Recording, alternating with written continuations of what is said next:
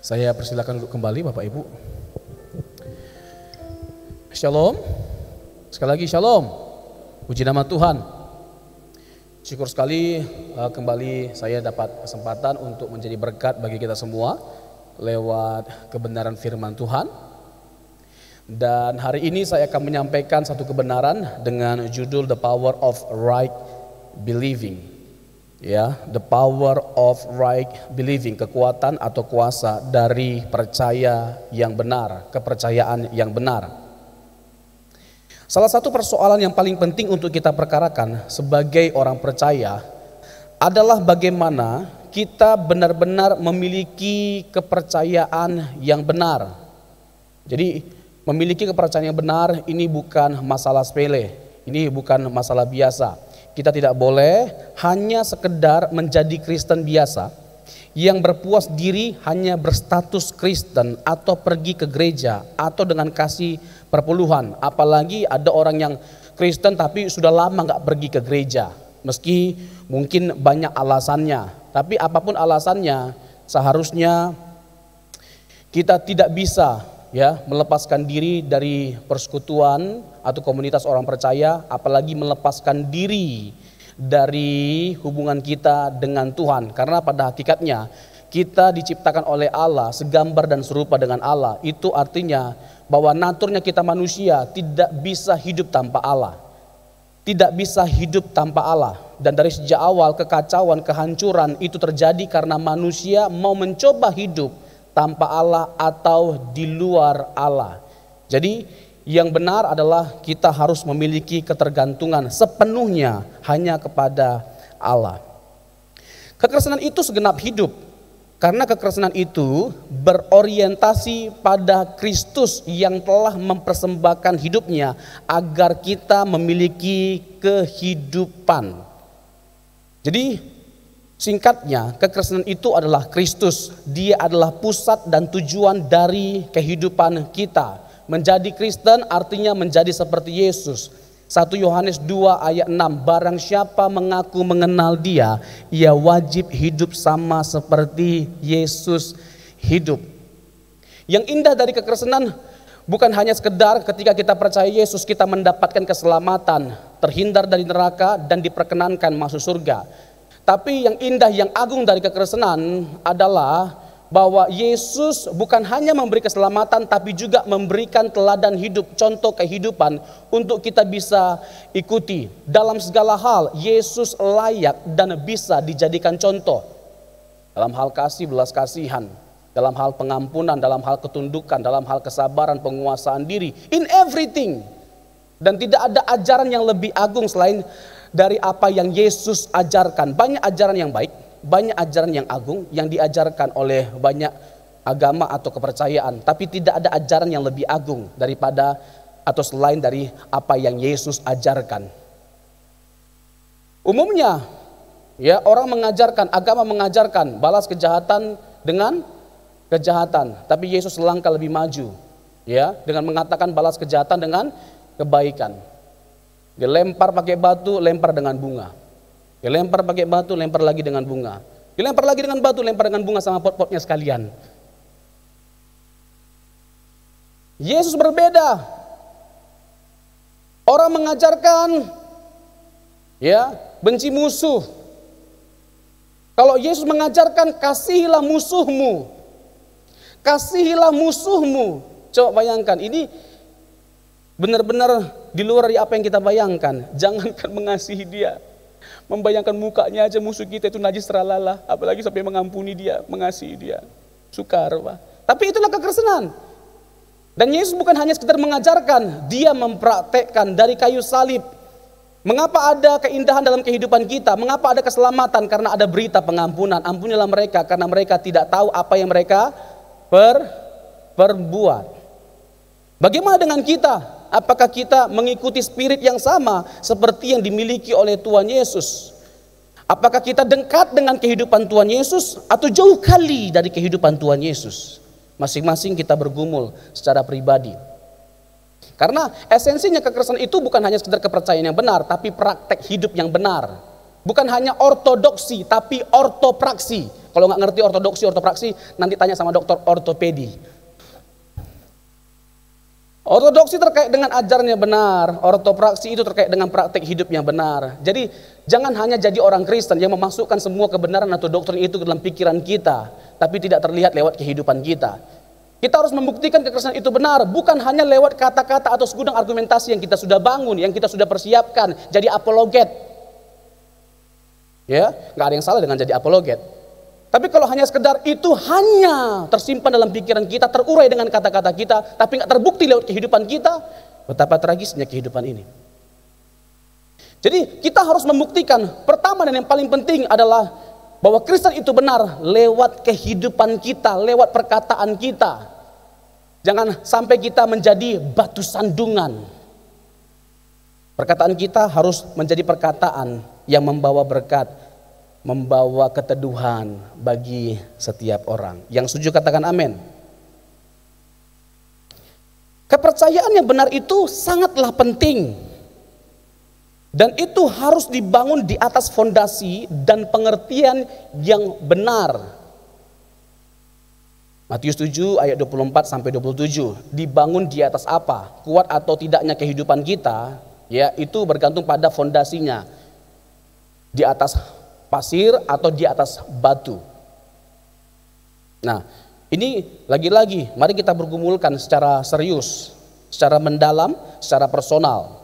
Apakah iman kita sudah terbangun di atas fondasi yang kuat?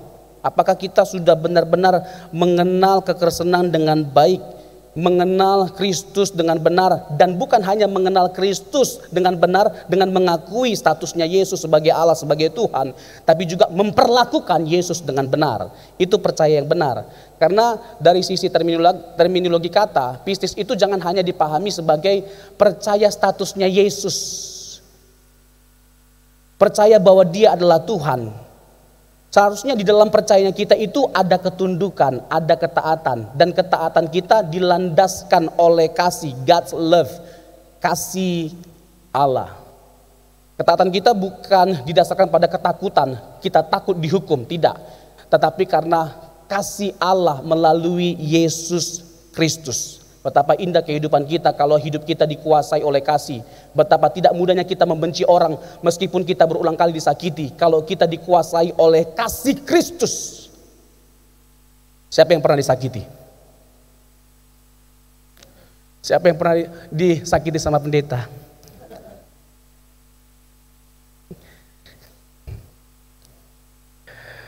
Ya kan, bagaimana perasaan kita ketika disakiti? Dengan mudahnya mengampuni? Belum tentu. Bukan hanya belum tentu, belum tentu. Tidak mudah. Tapi lagi-lagi, apa yang membuat kita bersyukur jadi Kristen? Karena kita tahu kekristenan itu bukan hanya sekedar segudang teori, tapi praktek. Dan itu yang Yesus tawarkan, wariskan bagi setiap kita, praktek kehidupan. Ya kan, kalau kita benar-benar dikuasai oleh kasih Kristus, tidak mudah kita membenci orang. Amin. Iya. Dan hati kita ini tempat bagi yang kudus seperti kebenaran, bukan tempat sampah. Kebencian, sakit hati, amarah, dengki, kepahitan, itu semua sampah. Hati kita bukan tempat sampah. Yang setuju katakan amin. Iya, kan ada lagunya itu, jagalah hati, jangan kau nodai, jagalah hati, lentera hidup ini, ku kan menari.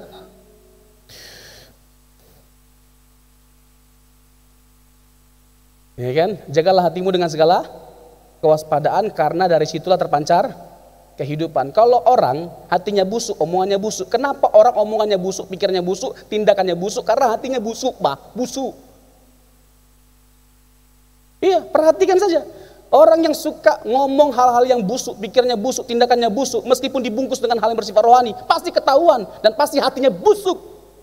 Tapi saya yakin di sini tidak ada, insya Allah.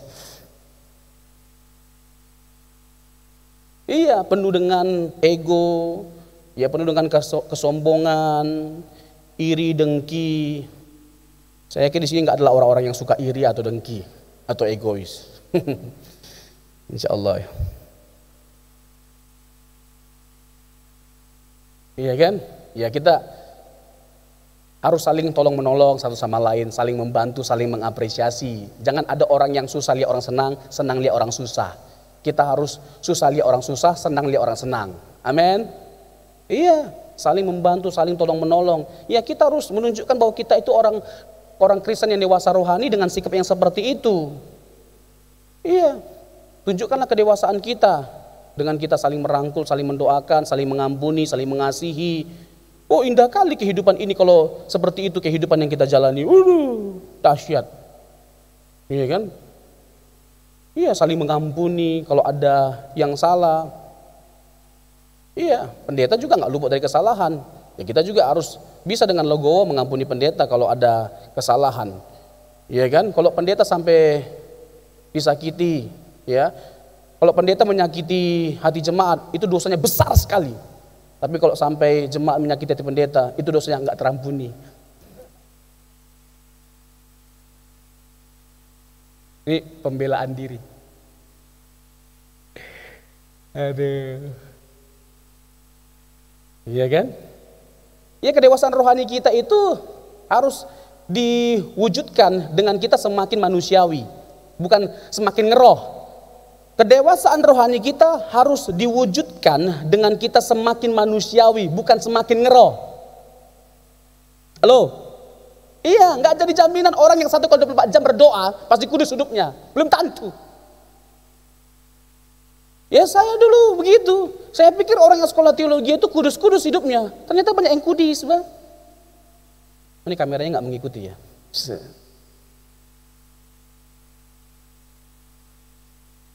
Iya kan? Iya. Saya pikir kudus-kudus. Jadi ini cerita lah ini. Jadi di kampus itu kita jarang makan enak. Ya kan, hari-hari makan tahu tempe terus. Sampai kita buat lagu tahu tempe tidak berubah, tidak berubah, tidak berubah. Tahu tempe tidak berubah, tak berubah selama-lamanya. Nah, kalau hari Kamis itu kita puasa. Nah, kalau puasa itu biasanya kalau buka itu makannya aduh haucak sencingping. Waduh, enaknya bukan main. Ya kan? Tapi kita itu kalau puasa, misalnya tidur paling lama jam 10, itu udah mulai puasa. Nanti bukanya jam 6, coba bayangkan lapar kali. Itu nggak ada sahur-sahur, nggak ada sahur-sahur, nggak ada. Itu laparnya bukan main, kalau ada yang buat kita emosi, pengen kita makan. Saking laparnya apa? Nah, bayangkan, jadi kalau kita lagi dua puasa, makannya itu enak kali. Ada ayam, ada sayur asam, tetap ada tahu tempe. Nah, biasanya kalau yang doa itu kakak tingkat. Nah, kalau kakak tingkat yang berdoa itu panjangnya bukan main. Panjangnya bukan main. Lama kali dia berdoa. Ya kan, kadang-kadang pakai bahasa Inggris. Orang Batak lagi nggak jelas pula bahasa Inggrisnya kan. Bilang I do have.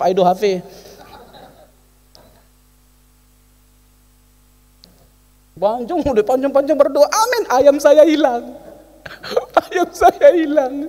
Saya tanya sama kakak tingkat di sebelah. Kak, ayam saya mana? Dengan muka nabinya. Padahal saya permisi ya dek, ke belakang, rupanya ayam saya di kantong belakang. Ya Allah, miris sekali. Ya, itu sekolah teologi, muka malaikat semua. Iya, katanya anak Tuhan, perilaku anak. Bukan saya ngomong ya. Iya, itu belum seberapa. Kadang-kadang kita tuh kalau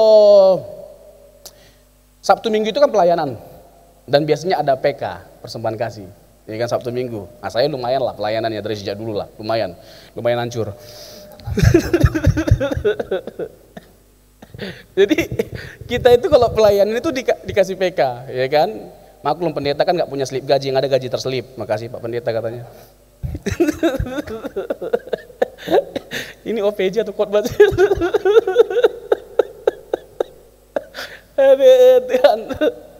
Nah, nggak jarang saya pakai uang itu untuk beli pakaian gitu loh, baju. Ya kan, itu happy-nya luar biasa. Waduh. Ya kan, cuci, jemur. Sore mau ambil, hilang. Ada tuyul di STT. Ada kuntilanak kekurangan bahan. Aduh. Ya, kita harus menunjukkan identitas kita sebagai anak Allah yang dewasa rohani dengan kita semakin manusiawi, bukan dengan semakin ngeroh. Nggak ada yang salah dengan ngeroh, tapi jangan over, jangan berlebihan. Kita harus jadi orang yang ngeroh, tapi kalau ngeroh yang berlebihan itu salah. Amin. Jadi kepercayaan yang benar itu sangatlah penting dan itu harus dibangun di atas fondasi dan pengertian yang benar. Matius 7 ayat 24 sampai 27. Kalau kita tidak memiliki pengertian dan fondasi yang benar dan kuat, maka kita akan diombang-ambingkan dengan berbagai macam pengajaran. Efesus 4 ayat yang ke-14. Efesus 4 ayat yang ke-14. Dikatakan demikian, sehingga kita bukan lagi anak-anak yang diombang-ambingkan oleh rupa-rupa angin pengajaran, oleh permainan palsu manusia dalam kelicikan mereka yang menyesatkan. Saya baca juga ayat 13, sampai kita semua telah mencapai kesatuan iman dan pengetahuan yang benar tentang anak Allah, kedewasaan penuh dan tingkat pertumbuhan yang sesuai dengan kepenuhan Kristus, sehingga kita bukan lagi anak-anak yang diombang-ambingkan oleh rupa-rupa angin pengajaran, oleh permainan palsu manusia dalam kelicikan mereka yang menyesatkan. Jadi berbahaya sekali kalau kita tidak bertumbuh dalam kebenaran, tidak memahami dan meyakini ajaran yang benar. Kita tahu bahwa sentralitas dari kekristenan itu adalah Kristus, sehingga yang paling fundamental dalam kekristenan adalah bagaimana kita memandang dan memperlakukan Yesus dengan benar. Garis bawahi kata memperlakukan. Jadi bukan hanya sekedar memandang Yesus dengan benar. Karena kalau hanya sekedar kita berpuas diri karena sudah percaya bahwa Yesus itu Tuhan, roh-roh jahat juga percaya dengan setan. Matius 8 di Gadara, roh jahat itu ketakutan ketika ketemu Yesus. Apa urusanmu anak Allah yang maha tinggi? Apakah engkau hendak menghakimi kami sebelum waktunya? Nah ini menarik, nanti saya akan jelaskan. Setan-setan, roh-roh jahat itu tahu bahwa Yesus itu adalah anak Allah. Karena roh-roh jahat itu adalah para malaikat yang jatuh. Jadi sebelum dia menjelma menjadi manusia, dia itu adalah Allah. Nanti saya akan jelaskan. Ada yang sudah senyum-senyum, mau kemana arahnya ini Pak Pendeta? Tidak kemana-mana, Pak. Masih di sini di Slipi, Pak. Jadi kita harus benar-benar memastikan bahwa kita mengenal Yesus yang benar, bukan Yesus yang lain. Yesus yang benar, bukan Yesus yang lain. Yesus yang diperkenalkan oleh Injil, bukan oleh pendeta atau manusia, atau yang dikarang-karang oleh manusia. Iya, banyak soalnya ya, pendeta atau teolog yang pemahamannya akan Kristus itu hasil dari karang-karangan, gak sesuai dengan Injil. Nanti saya akan buktikan. Nah, Yesus yang Injil maksudkan itu Yesus yang seperti apa? Yesus yang bagaimana? Yesus yang lain itu apakah ada? Oh ada, banyak. Ya, banyak. Yesus mengklaim bahwa dia adalah jalan kebenaran dan hidup. I am the way, the truth, and the life. Yohanes 14 ayat yang ke-6. Yesus mengklaim bahwa dia adalah jalan kebenaran dan hidup. Jadi sudah tepat alamatnya kalau kita mau ke surga dengan percaya Yesus. Karena Yesus itu adalah pribadi yang dari surga. Yohanes 3 ayat 14 sampai 16. Ya, 14 sampai 16. Sudah tepat alamatnya kalau kita mau surga, percaya kepada Yesus. Karena hanya pribadi yang dari surga yang bisa membawa kita ke surga. Yesus itu adalah pribadi yang dari surga. Yesus itu adalah pribadi yang dari surga. Nah, tidak ada manusia di bumi ini, siapapun yang dari surga sebelumnya, itu hanya Yesus. Jadi sudah tepat kita menjamin keselamatan kita pada Yesus. Karena dia tahu jalan ke surga. Dan dia bukan hanya sekedar penunjuk jalan, tapi dia adalah jalan itu sendiri. Dia bukan hanya sekedar memberikan tips-tips kehidupan, dia adalah kehidupan itu sendiri, dia adalah sumber kehidupan. Dia yang mengklaim, dan tidak ada seorang pun nabi, rasul atau siapapun yang pernah mengklaim apa yang Yesus klaim. Akulah jalan, kebenaran dan hidup. Dalam Injil Yohanes, ajarannya juga sering disebut sebagai kebenaran. Dalam kitab Wahyu, Kristus disebut sebagai yang kudus dan yang benar, saksi yang setia dan benar. Dalam surat-surat Paulus ia memakai istilah demi kebenaran Kristus. 2 Korintus 11 ayat 10. Kebenaran yang nyata dalam Kristus diungkapkan Paulus dalam Efesus 4 ayat 21.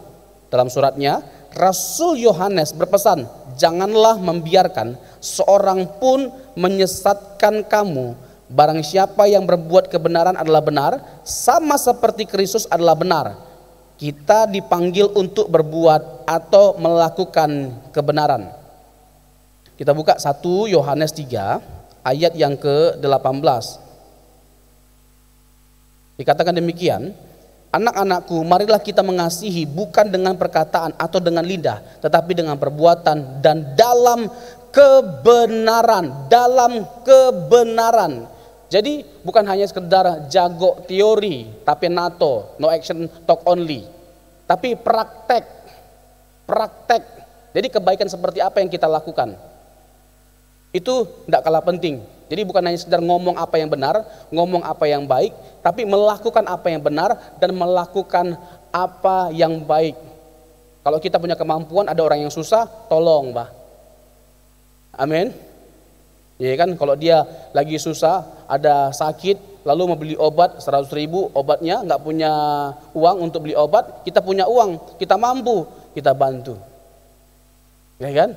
Jangan udah doa panjang lebar, pakai bahasa roh lagi, tapi nggak buat apa-apa. Ya kan? Kura-baraba saku rata. Ini kan udah doa panjang lebar. Jadi kalimat itu perlu untuk kita ingat. Saya ulangi lagi ya. Semakin orang dewasa rohani, dia semakin manusiawi. Makin manusiawi. Iya, makin sayang kita sama orang, ya kan? Makin susah kita sakit hati atau membenci orang. Harus begitu. Dan memang tidak mudah untuk mempraktekkannya, tapi kita bisa karena Yesus telah menunjukkannya bagi setiap kita. Jadi kita dipanggil untuk berbuat atau melakukan kebenaran. Nah, saya mau lanjutkan dengan menyinggung Yohanes 8 ayat 32. Apa maksud Tuhan Yesus ketika dia berkata, kebenaran itu akan memerdekakan kamu. Kebenaran itu akan memerdekakan kamu. Kebenaran seperti apa yang bisa memerdekakan? Ini adalah sesuatu yang digumuli, diupayakan, diperjuangkan oleh manusia pada umumnya. Mereka ingin merdeka, mereka ingin selamat. Tentu kita bertanya, apa yang membuat kita bisa merdeka dan selamat? Alkitab mengungkapkan kebenaran. If you know the truth will set up you free. Yang artinya sekali di udara tetap di udara. Jikalau kamu mengetahui kebenaran, kebenaran itu akan memerdekakan kamu. Artinya begini, secara negatif, ungkapan itu berkata atau berarti freedom from sin. Yaitu segala dosa yang sering kali bersifat membelenggu, segala kepalsuan, ketidakbenaran, keyakinan yang salah akibat dosa dan sebagainya. Jadi merdeka dari dosa. Orang percaya itu bisa nggak masih jatuh dalam dosa? Halo? Bisa nggak orang percaya jatuh dalam dosa? Bisa, Pak. Yang nggak bisa itu hidup dalam dosa. Dan apakah kalau kita jatuh dalam dosa masih bisa masuk surga? Bisa, Pak. Karena syarat untuk masuk surga itu bukan sempurna, Pak. Kalau syarat untuk masuk surga itu sempurna, nggak bercacat, nggak bercela, nggak ada kita yang masuk surga. Halo? Makanya dalam konteks kekristenan itu saved by grace, diselamatkan oleh anugerah.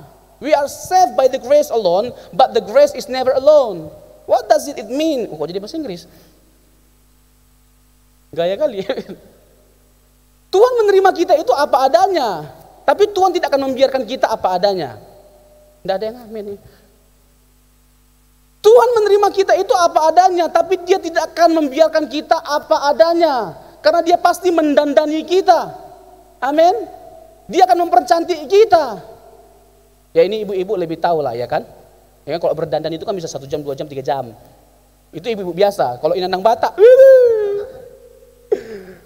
pesta jam 12, jam 4 pagi dia bangun, dia berdandan, Pak. Hah?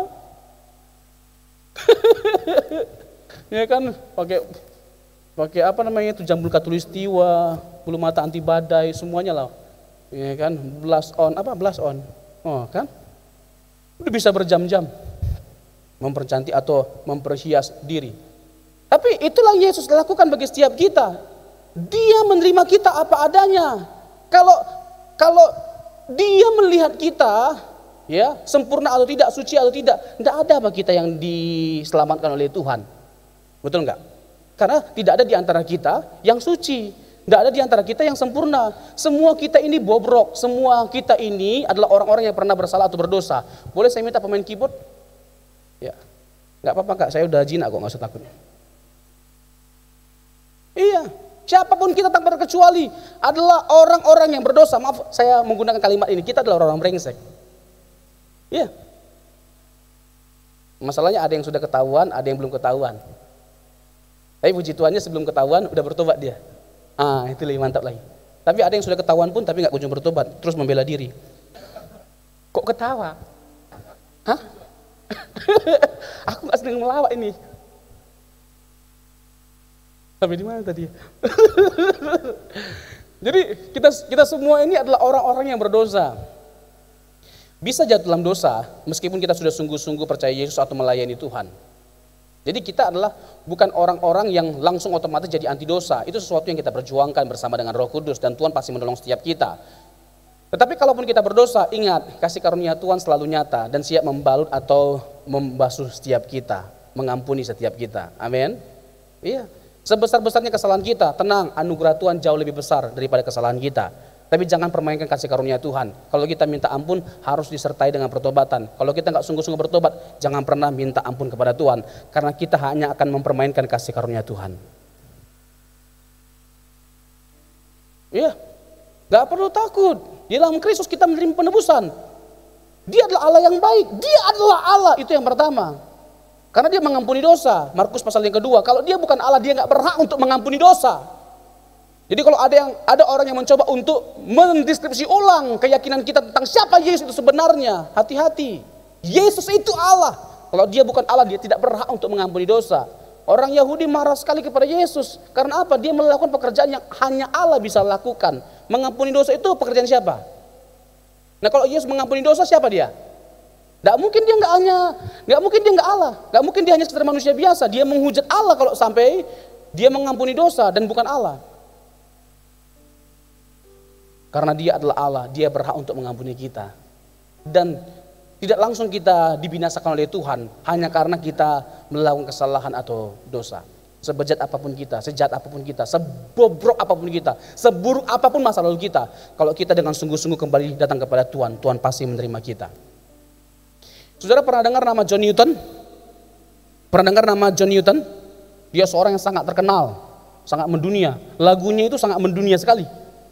Waduh, luar biasa lagunya itu. Saudara pasti tahu lagu meragam-ragam doang gosita-sita di hitam manisnya. Itu bukan lagu ciptaannya.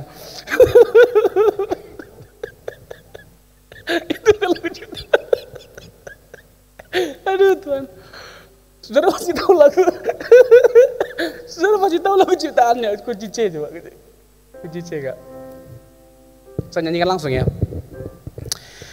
Amazing grace, how sweet the sound that saved a wretch like me.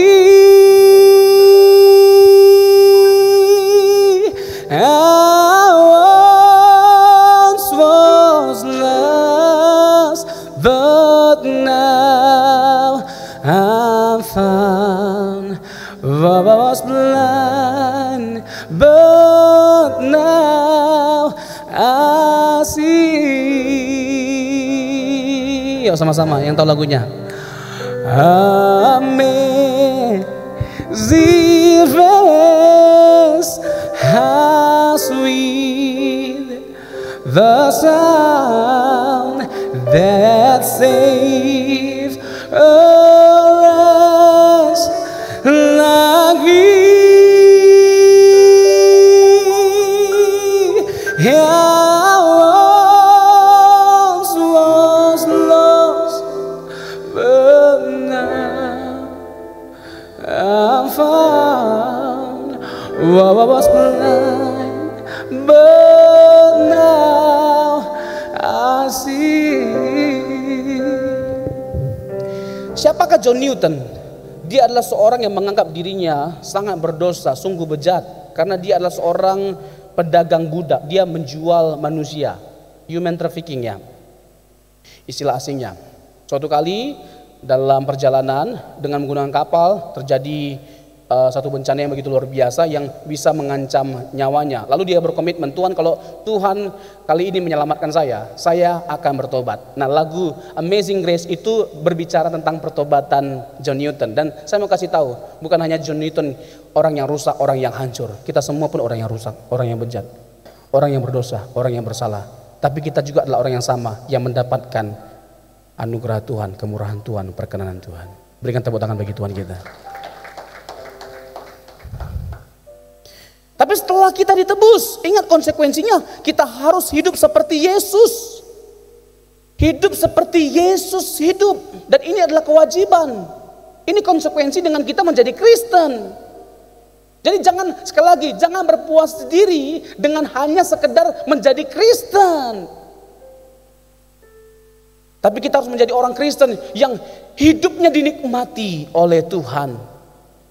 Hidup kita manis dan dikecap oleh Tuhan. Kalau Tuhan selalu manis, kita kecap. Segala sesuatu yang dari Tuhan itu manis dan untuk kebaikan kita. Bahkan ketika dia mengizinkan penderitaan pun, dia bisa mendatangkan sesuatu yang manis dari yang pahit yang kita alami. Amin.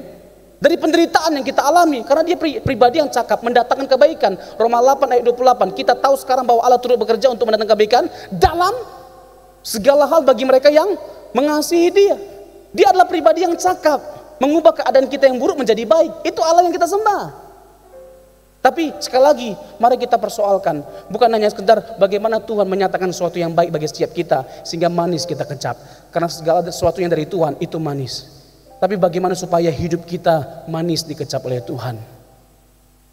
Biarlah manis kau dengar, Tuhan, manis kau dengar, Tuhan, dan hatiku bersuka karenamu. Sama-sama inilah yang kurenungkan. Inilah yang kurenungkan setiap waktu. Nyanyian pujian, nyanyian pujian dan pengagungan kepadamu.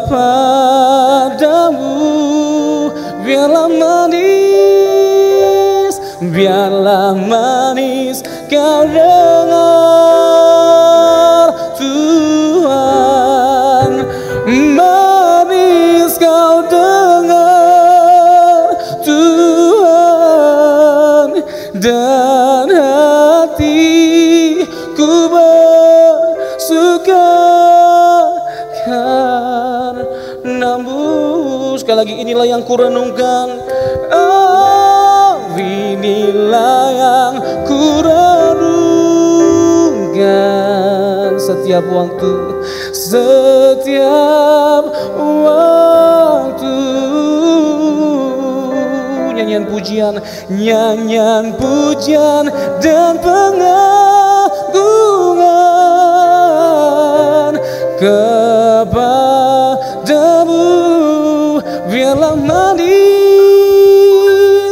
Biarlah manis kau dengar, Tuhan, manis kau dengar, Tuhan, dan hatiku bersuka.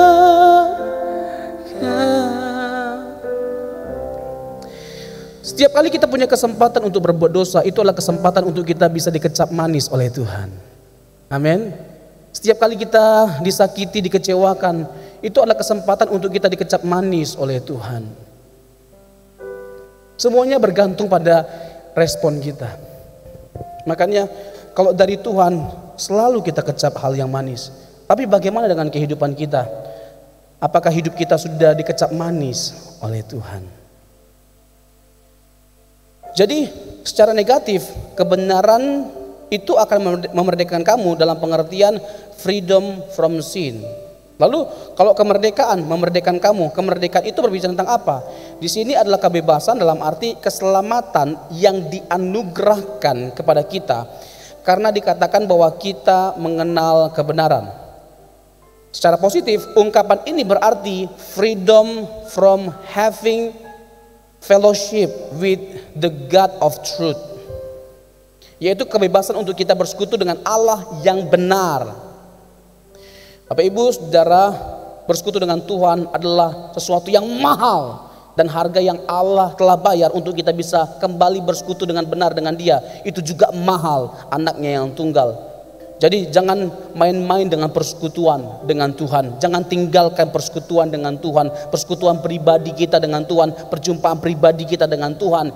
Itu sesuatu yang luar biasa. Itu sesuatu yang bisa mengubahkan setiap kehidupan kita, seperti yang dialami oleh Rasul Paulus. Perjumpaan pribadi dengan Tuhan adalah awal dari Paulus untuk mengalami perubahan yang radikal.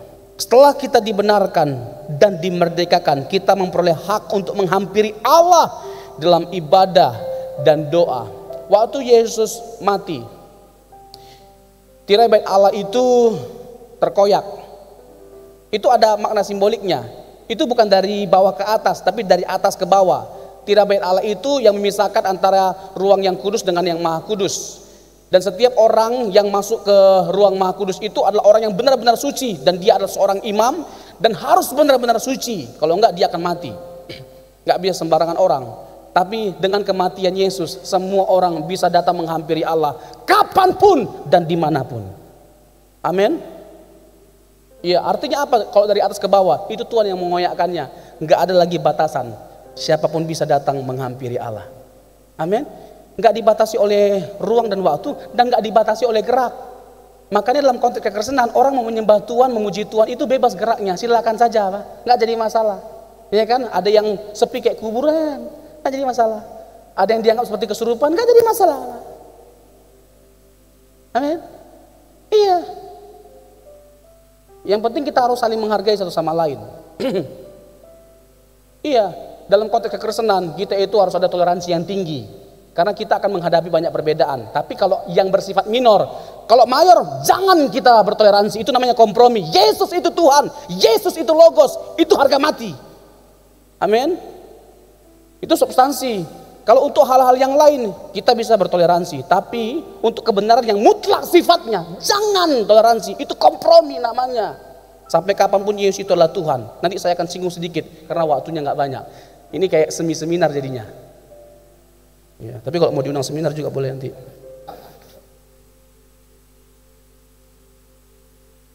Ya, jadi Yesus itu adalah Tuhan.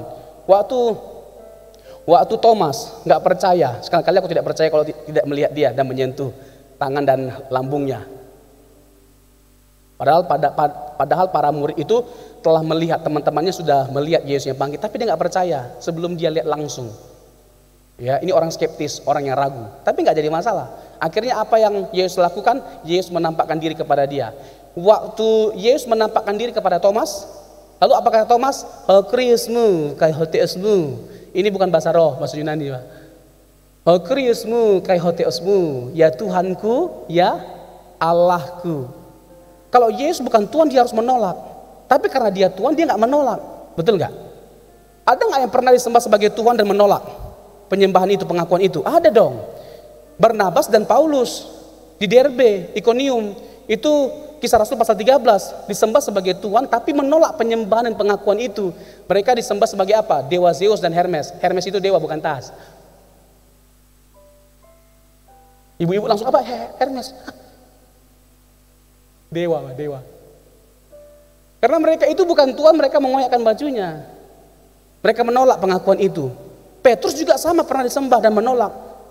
Bahkan malaikat dalam kitab Wahyu, Yohanes menyembah malaikat itu. Lalu malaikat itu melarang, jangan sembah aku sama kamu sama-sama hamba, Pak. Sama-sama hamba. Tapi yang satu ini beda. Dia diakui sebagai Allah, disembah sebagai Allah. Dia tidak menolak. Kenapa? Karena memang dia adalah Tuhan, karena memang dia adalah Allah.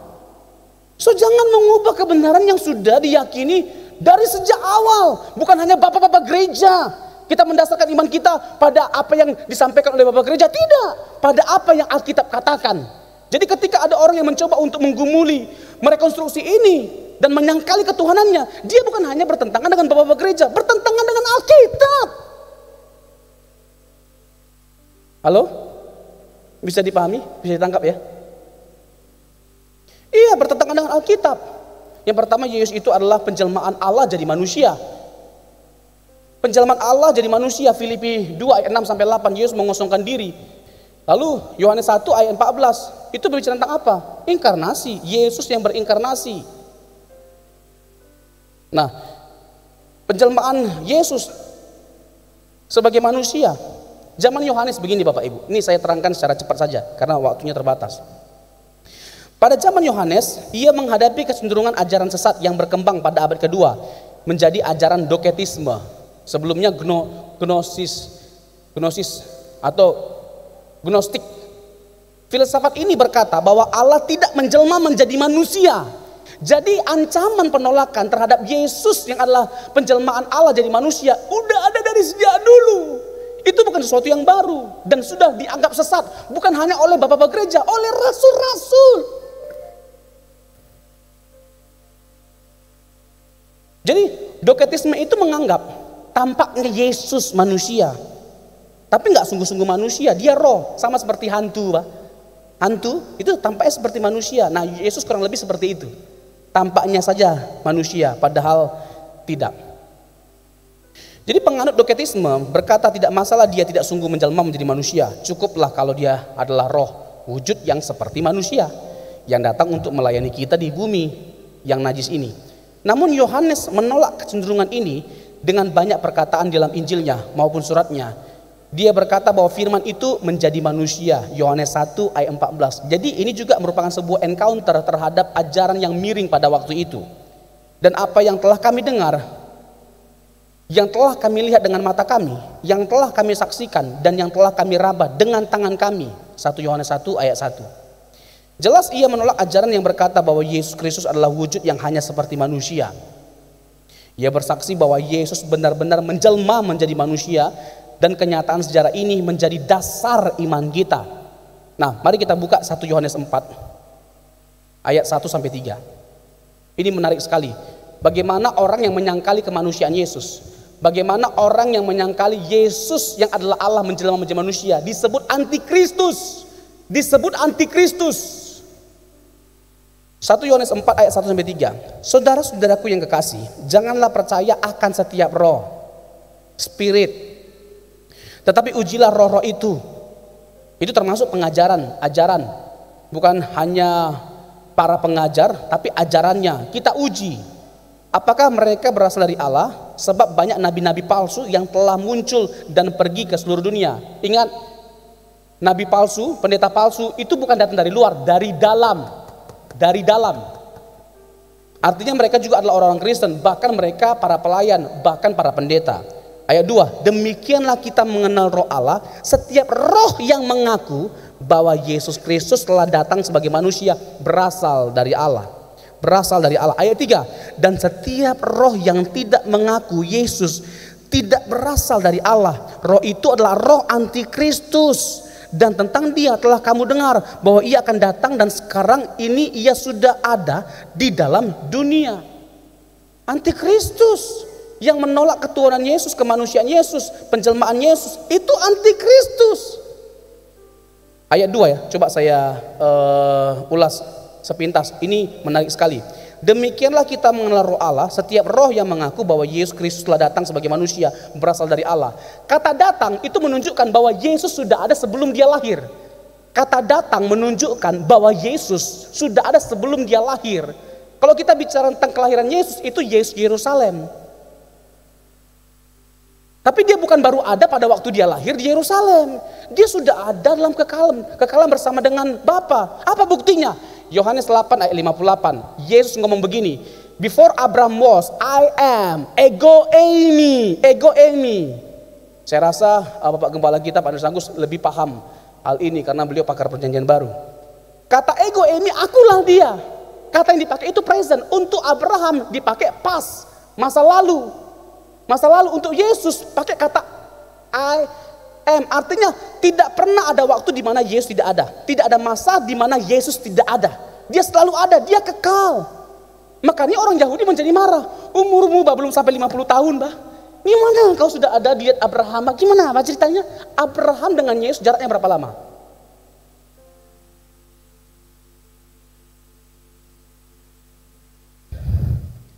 2000 tahun. 2000 tahun lah. Hah? Kalau dia bukan Tuhan, dia orang gila. Betul nggak? Kalau dia bukan Tuhan, dia orang gila. Karena bagaimana mungkin kalau dia bukan Tuhan, dia sudah ada sebelum Abraham ada, yang jaraknya 2000 tahun. Kita nggak mempersoalkan kalimat itu kalau kita percaya bahwa dia kekal. Bisa nangkap nggak? Dan Yesus bukan hanya mengklaim bahwa dia sudah ada sebelum Abraham ada. Lebih jauh lagi dia mengklaim. Yohanes 17 ayat 5. Bahwa dia ada sebelum dunia ada. God, Father, glorify me with the glory I had before the world was created. Bapa, permuliakanlah aku dengan kemuliaan yang kumiliki sebelum dunia dijadikan. Sebelum dunia dijadikan Yesus sudah ada, apa? Bukan hanya sebelum Abraham ada, sebelum dunia ada. Itu menunjukkan kekekalan Tuhan Yesus. Bisa ditangkap? Jadi sebelum dia menjelma menjadi manusia, lahir di Yerusalem, dia sudah ada dalam kekekalan bersama dengan Bapa. Pada mulanya adalah firman, firman itu bersama-sama dengan, dan firman itu adalah Allah. Logos itu harus Yesus, karena logos digambarkan di situ sebagai pribadi. Karena dia menciptakan, tidak ada yang jadi dari segala yang jadi tanpa dia. Pertama dia digambarkan sebagai pribadi, yang kedua pencipta, yang ketiga kekal. Nah, siapa yang bisa memenuhi kriteria ini kalau bukan Yesus? Enggak ada manusia di bumi ini yang bisa memenuhi kriteria itu selain Yesus yang berasal dari sorga. Amin. Yesus itu adalah logos. Yesus itu adalah firman. Oh, terlalu bisa saya menjelaskan itu dengan banyak argumentasi. Bisa sekali, tapi waktunya enggak cukup. Biar diundang lagi maksudnya.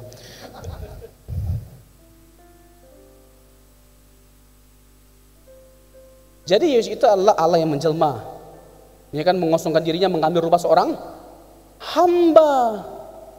Jadi Filipi 2 ayat 6 sampai 8 itu bicara tentang Yesus plus. Yesus menambah natur pada dirinya. Ya, Yesus menambah natur pada dirinya sehingga Yesus itu satu pribadi dengan dua natur, yang insani dan yang ilahi. Yohanes itu adalah Injil yang menekankan keilahian Yesus. Makanya disebut Injil Yohanes itu sebagai Injil yang bersifat high kristologi, karena memulai penjabaran tentang Yesus dari atas, dari sorga. Dia memulai penjelasan Yesus tentang Yesus itu yang dari sorga. Kan pada mulanya adalah firman, firman itu bersama-sama dengan Allah, dan firman itu adalah Allah. Jadi Yesus sebelum menjadi manusia, dia bersama-sama dengan Allah, bersama dengan Bapa dalam kekekalan. Jadi high kristologi. Kalau Injil sinoptik itu low kristologi, ya, menekankan kerendahan hati dan penderitaan dari Tuhan Yesus. Kalau Injil Yohanes itu bicara tentang keilahian Tuhan Yesus. Tapi Injil Yohanes juga berbicara tentang kemanusiaan Yesus. Dia lapar, dia menangis, dia haus, bahkan dia mati. Itu jelas menunjukkan kemanusiaan Yesus. Tapi kalau dia mengampuni dosa, itu menunjukkan apa? Keilahiannya. Pernyataannya dengan mengatakan dia Tuhan atas hari Sabat, aku adalah Tuhan atas hari Sabat, itu menunjukkan siapa? Dia adalah Allah. Bertemu dengan Yesus sama dengan bertemu dengan Allah. Itu Injil Yohanes yang ungkapkan, yang tegaskan. Jadi Yesus itu adalah Allah. Bahkan tidak jarang Tuhan Yesus menegaskan bukti-bukti keilahiannya melalui karya mujizat yang ia kerjakan. Mujizat-mujizatnya bukanlah bukti langsung dari keilahiannya, tetapi klaim di balik setiap mujizat yang ia lakukan. Karena Yohanes memperlihatkan mujizat-mujizat itu sebagai tanda, semeion, tanda petunjuk. Sama seperti penunjuk jalan menunjuk pada tempat tertentu. Petunjuk itu bukan tujuan atau akhir dari destinasi kita. Demikian juga dengan mujizat itu, mujizat yang Yesus lakukan bukanlah pusat perhatian, melainkan Yesus dan kerajaannya lah yang menjadi pusat perhatian setiap kita. Sebagai contoh, setelah mujizat memberi makan 5.000 orang, sisa berapa bakul? Sisa berapa gul? 12. Tahu kenapa sisa? Karena audiensnya bukan orang Batak. Kalau nggak di plastik semua. Nah, setelah mujizat memberi makan 5.000 orang, Yesus menegaskan, akulah roti kehidupan. Yohanes 6 ayat 35. Ini adalah bukti dari keilahian Tuhan Yesus. Dia berkata, akulah roti kehidupan. Memakan dia, mempercayai dia, membuat kita beroleh kehidupan. Pada saat penyembuhan orang yang buta sejak lahir, Yesus berkata, akulah terang dunia. I'm the light of the world. Yohanes 9 ayat 5. Dan sebelum Yesus membangkitkan Lazarus dari kematian, ia berkata, akulah kebangkitan dan hidup. Yohanes 11 ayat 25. Akulah kebangkitan dan hidup. Yohanes 10 ayat 30 terakhir. Ini kan jemaat itu kalau dengar kata terakhir semangat sekali dia. Tapi yang terakhir ini yang paling panjang. Yohanes 10 ayat 30 sampai 33. Yesus berkata, aku dan Bapa adalah satu. Yesus berkata, aku dan Bapa adalah satu. Kata satu di situ bukan hanya menunjuk kesatuan visi atau tujuan atau misi. Tidak, tapi kesatuan hakikat juga. Kesatuan hakikat. Sebab kalau tidak kesatuan hakikat, di mana Yesus menyamakan dirinya dengan Allah, bahwa dia menganggap dirinya secara langsung bahwa dia adalah Allah, ngapain orang Yahudi jadi marah? Mau melempar dia dengan batu. Dan ditegaskan dalam ayat 33, jawab orang-orang Yahudi itu, bukan karena suatu pekerjaan baik maka kami mau melempari engkau, melainkan karena engkau menghujat Allah, dan karena engkau sekalipun hanya seorang manusia saja menyamakan dirimu dengan Allah. Jadi orang-orang Yahudi itu tahu betul, dengan Yesus berkata aku dan Bapa adalah satu, dia sedang menyamakan dirinya dengan Allah. Makanya dia mau dilempari dengan batu. Jadi bukan hanya sekedar kesatuan visi atau tujuan. Kalau hanya sekedar kesatuan visi dan tujuan, itu nggak jadi masalah. Tapi itu lebih dari kesatuan visi dan tujuan, kesatuan hakikat. Bapak Ibu Saudara yang terkasih, kita bersyukur kita menjadi umat tebusan Allah. Kita dibenarkan oleh Kristus lewat kematiannya. Kita memiliki keyakinan yang benar. Karena apa? Allah menganugerahkan Yesus, Roh Kudus dan Injilnya bagi setiap kita. Kebaikan Allah itu tidak bisa digambarkan dengan apapun lewat semua pemberian yang Dia sudah berikan bagi setiap kita. Biarlah kiranya kita belajar untuk bersyukur dan taat kepada Yesus yang telah memberikan segala-galanya bagi setiap kita. Tuhan Yesus memberkati.